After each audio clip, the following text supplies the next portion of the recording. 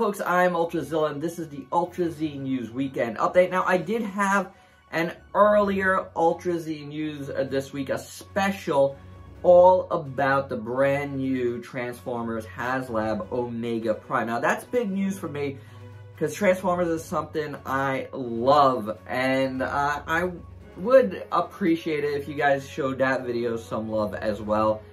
That's a really, really cool piece, but even if you don't think it, give it some love. You know, like, this is a big part of my channel, is that stuff, and I really wanted to talk about it and give it its full due, because it was going to be too much for this particular update. So do give that a check.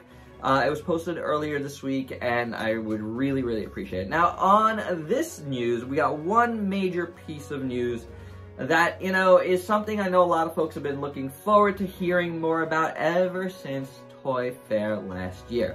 Then we got a bunch of other little cooler news, some really good reissues. One figure that I think is actually cooler than the first thing we're going to talk about, to be honest. And then, you know, just a bunch of other little things. So without further ado, let's get to the news. And of course, that big news is the Hiya Toys Godzilla 1991 Hokkaido version, first reported here on the Ultra Z News as part of my Toy Fair coverage, when it was just a static little prototype, which looked cool, but we were unsure of how it was going to turn out. It is an articulated figure. It is coming out next year, and it looks pretty good, though. The pic you see on screen right now, I don't think does it any favors, because the head looks really, really odd to me personally. So it's kind of a mixed bag when I'm concerned. It also looks a tad skinny, but it doesn't look bad. Like, I'm not saying it looks bad at all. I think it looks pretty good. It's just certain shots of it look a little odd to me overall. So we'll see how it goes, but it's cool to see them like expanding into the Heisei series. I think that's going to be very good for them. I know a lot of fans are excited to get a cheaper alternative to the SH Monster Art stuff. I don't blame folks. You know, this is going to be a very good thing all around. That other piece of news I alluded to that I thought looked cooler, honestly, is the THREEZERO M Deluxe Mega Man. And like the Godzilla 1991, the first shots we saw of this as a prototype was also not articulated. But boy, is this a nicely articulated looking figure. It looks incredible. It has a lot of accessories. I think this is going to be an excellent Mega Man. Now, obviously, it's going to cost more than like the current Jada Toys that's hitting the market. But man, I think you're gonna get your money's worth here, no doubt about it. If you're a Mega Man fan, and if you're a THREEZERO fan, I think this is going to be right up your alley. It's definitely on my short list of things that I definitely need to have in my collection, because I do love me some Mega Man. Don't like I just said about the Jada, I think that's gonna be one that I'm gonna have to check out as well, because, you know, that's a nice cheap alternative too. Now, cheap right now isn't the worst thing. But again, I think this looks fantastic, so there you go. On the Tamashii front, they announced that they are re-releasing the 6 Ultra Brothers in the SHF line. I think that's very, very cool. If anyone has missed out on any of these releases, you're gonna get a chance to get them once again, and I think that's fantastic. You get Ultra 7 and Taro. You know, you're gonna be able to get Ace, who's very cool. That was a really cool figure. Definitely recommend that one. And then Jack and Zafi. You know, or Zafi and Jack, whatever. And of course, the Ultraman himself, which is a fantastic figure. So yeah, that's good news for anybody that has missed any of these. I do recommend checking them out. They are available on like HLJ right now for pre-order. Sticking with SH Figure Arts, they are doing a Flash from the Flash movie, which, you know, a little sidebar, I finally saw recently, and I really, really enjoyed the movie. You know, like, this is a cool Flash, there's no doubt about it. I think he was very, very good in this movie, so it's a cool figure. If I was to get a Flash figure, it would definitely be an SH Figuarts. I think this looks pretty phenomenal.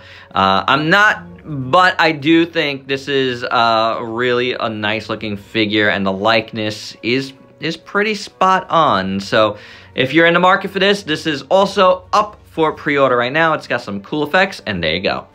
Now, these blind boxes have been out there a little bit now. I've seen some folks with them for weeks. But Super Siren finally made the official announcement on their Shogun Figures Godzilla assortment of blind boxes, which you could get in of various colors, and they do look pretty cool. I haven't seen them in store, but you could get them on Target.com as well if you'd like.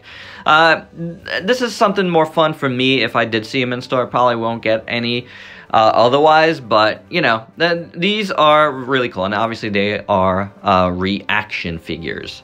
Takara Tomy announced that they are doing a transformable Optimus Prime statue.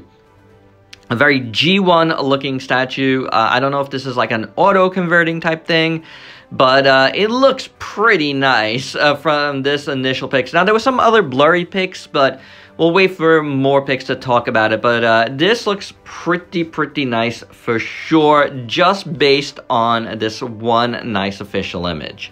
A bunch of Voltron collectors have reformed Panache Place. That is the old school manufacturer that did some awesome Voltron toys in the past. And they are doing a 14-inch Row Beast in an old school style. It's made of vinyl. It's going to be limited to 500 pieces, but it's only going to be $60. That is pretty good. Really good if you ask me, and it's looking pretty nice. So if you're interested in this, it's up for pre-order at the Voltron store. You could check them out on Facebook as well. And there you go. We're gonna have some more on this coming up, I'm sure, because you guys know I'm a big Voltron fan, so this is very interesting to me. There's going to be a 10-inch sword. You're gonna get 2 swords with this, which is really very awesome. X Plus announced that they are doing a kit of the Godzilla 84, 85, Return of Godzilla, however you want to call it. They are doing a kit for Wonderfest. So if you're going to Wonderfest in Japan, you could look forward to getting yourself an awesome kit.